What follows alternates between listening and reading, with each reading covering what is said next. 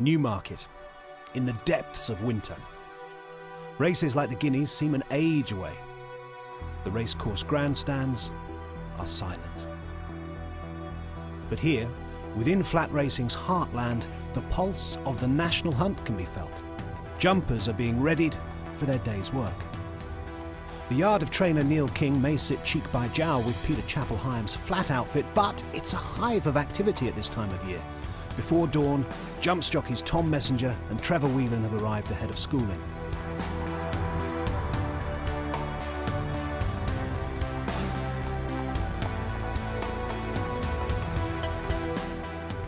We've arrived too, and we follow Neil's string up through the town to the Lynx schooling grounds, and there I ask Neil how he came to be training jumpers at Flat Racing's HQ. I grew up the pony club hunting route, and from the hunting field the natural progression was to be point to pointing. From point to pointing, then I always wanted to take my licence out one day. I've been here about 12 years now in Newmarket, and I was brought up just 13 miles away, so perhaps it was always been the obvious place for me to come. But again, there's such a population, the horses here, the gallops, you've got the best vets, there's everything to serve the racing industry in the country here. It's funny though, isn't it, because we don't think of it still, you know, despite there's been champion hurdlers trained here, we still probably don't think of it as a jump training. No, sure. Centre. It's the headquarters of flat racing, isn't it? And it always will be. But it's great that there are the jump facilities here for us to come and make use of through the winter months. In the summertime, just on the side of this hedgerow here, there's a all-weather facility which was put in about 6 years ago to keep us going through the summer months. And this piece of ground opens up in the autumn once we've had enough rain. And once the ground's used up here, in about 2 weeks' time, it'll get moved down to the other side, to the middle of the railway gallop. We've got all virgin ground there, as much space as they need to keep moving the hurdles and fences. But as you can see, there's everything here. We've got the loose school, there's baby poles, tyres, a little baby hurdle. We school them over before they come out here. So pretty much everything. Tom and Trevor, we'll have you straight over the fences. From the point of view of owners now, is there at all an issue for you that people don't think to bring their jump horses to Newmarket? Is that at all a factor or not really? I'm sure it is, that people don't associate Newmarket with jumping, but as your film will show, we've got all the facilities here that anyone can wish for. When I first started training, I hoped that the owner who had their 3-year-old, their 4-year-old who had won a few races for them, what should they do with it? Should they sell it or keep it? That they might send it to the local jump trainer down the road to enjoy having some fun with over hurdles. To a degree, that's worked. Probably not as much as I hoped, but it has worked. But, you know, why not have a horse trained in Newmarket? We've got everything here.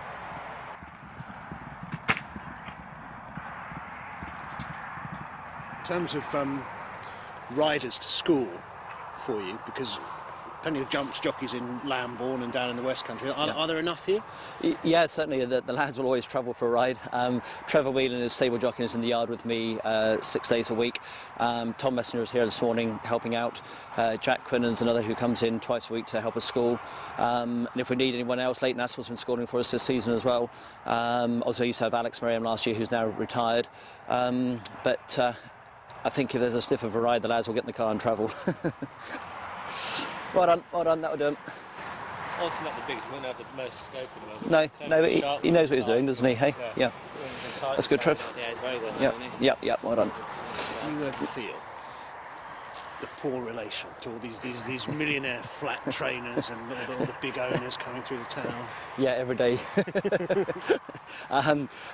In the height of the summer, the heathers get very busy then on over Bury side, and obviously the flat horses take precedence. I like to think they might think the same with the jumpers in the winter time, that we might be going a stride quicker at the gallops than they are, and in the summertime we respect that and try to keep out of their way. Also on hand to take advantage of the facilities and the visit of Lambourne-based jump jockey Dave Cross is dual-purpose trainer John Berry.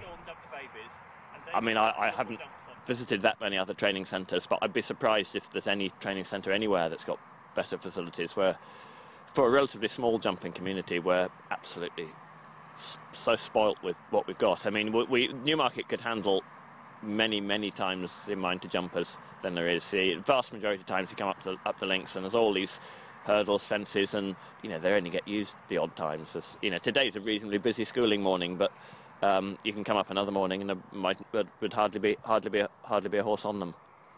So no, we're really lucky for small hurdles, fences, absolute beginners stuff, everything, whatever you want. So sort of, what's the word, a kind of undiscovered sort of gem here. Is it the jumping side of Newmarket? It is, yeah. I mean, the place is just, for obvious reasons, so synonymous with flat racing.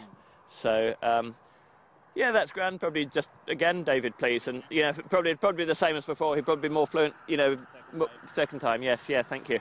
I mean, probably, you know, we've got a few jumping trainers in the hinterland, but I mean, right in the time, you know, right within here, there's Lucy WADHAM and Neil King, who are two very successful specialist jumping trainers.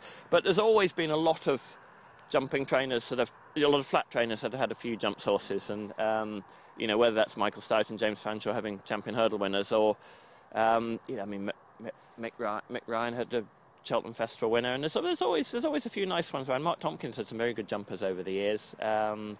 We've never had any that good, but I suppose probably Jack Dawson is probably our best jumper.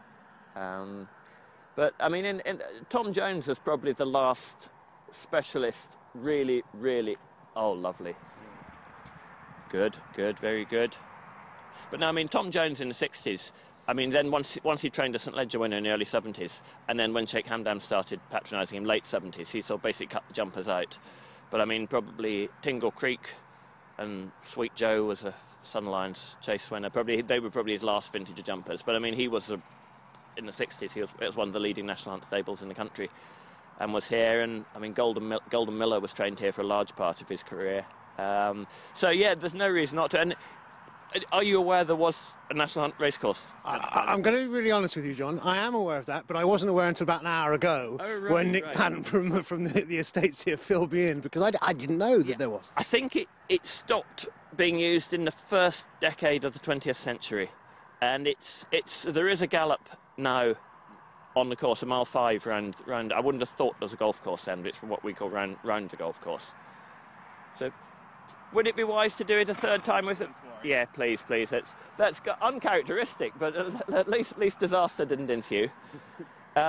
Yes, yeah, it was. I've seen photographs in I think an old Illustrated London News of horses jumping there, and I mean, when I worked for Andy Turnell, I remember him telling me that when he used to come up in school for Tom Jones, they had it was like a race course in a thing. And I mean, even when I first came here, they'd have hurdles on every side of that wood, and you could go around, and it would be like a national hunt course. We used to have a jump racing track just behind us. We've got these wonderful jumping schooling facilities, and we've got a couple of specialist national hunt trainers in the town. Is it important to keep that jump racing strand alive in Newmarket? I think it is. Yes, yeah. It's. I mean, it's. You know, it's just. It's a great all-round training centre, and that's its strength. And it would be being underused if there weren't national hunt horses being trained here. Plus, I think it gives everyone in the town a lot of interest. I remember when Gravensis and Royal Gate were winning Champion Hurdle, the whole town was absolutely buzzing with that. And I mean, it would be. And I mean, there's been the odd Grand National runner here. Jeff Huffer trained that grey horse of Terry Ramsden in the Grand National. I mean, he was a no-hoper in the Grand National, but I mean, there was a buzz in the community. Let's see, I can't even remember. He ended up pointing down with Stephen March in Essex.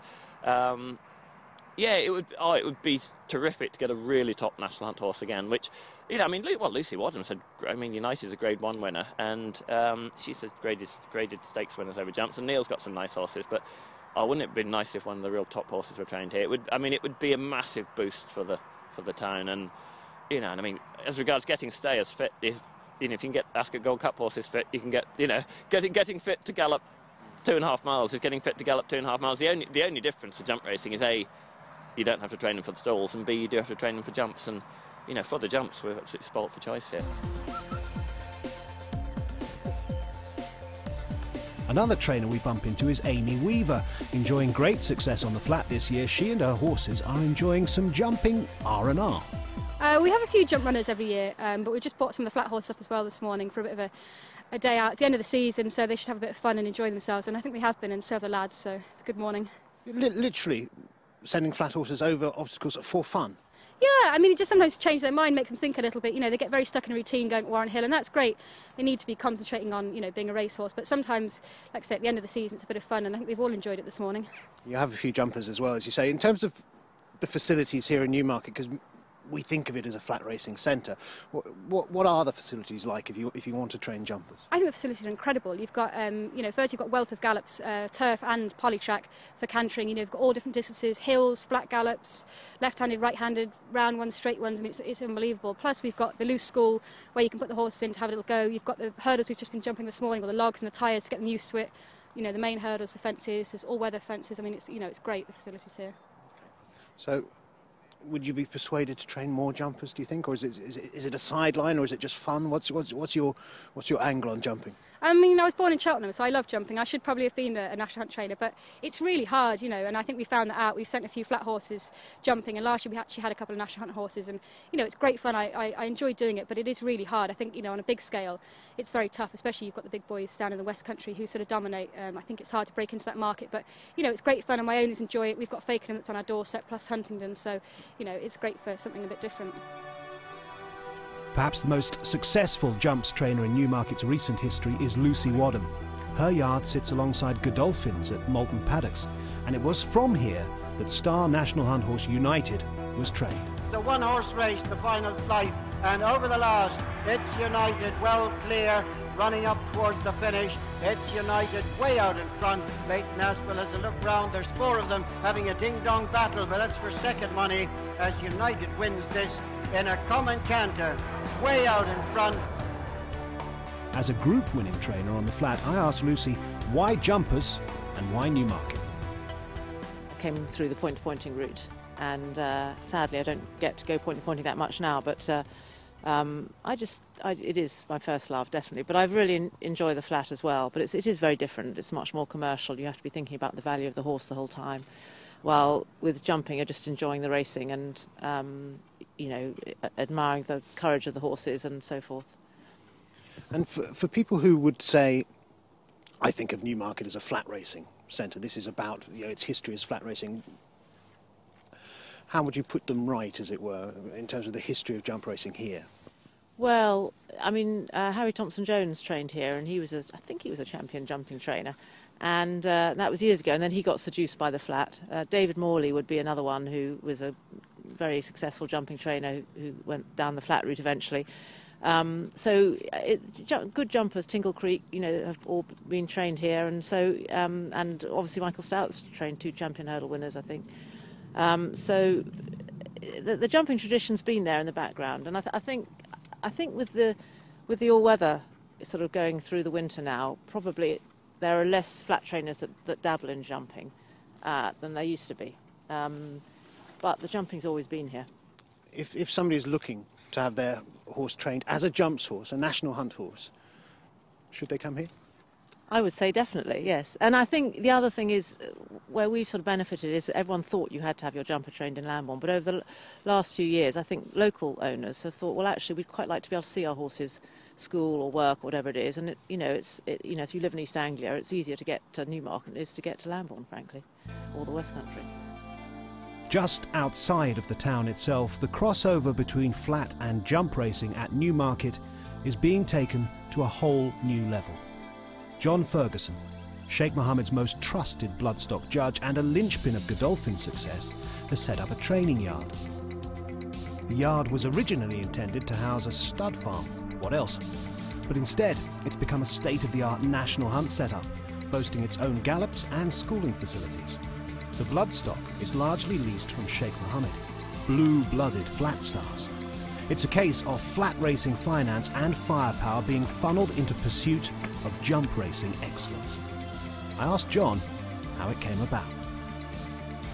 The passion comes from always loving horses. I started off, like everybody, with ponies, myself, and then I then went to work for Nick Gaisley and was in jumping. So my first year of professionally being involved in horse racing, I was in jumping before I went to Michael Stout.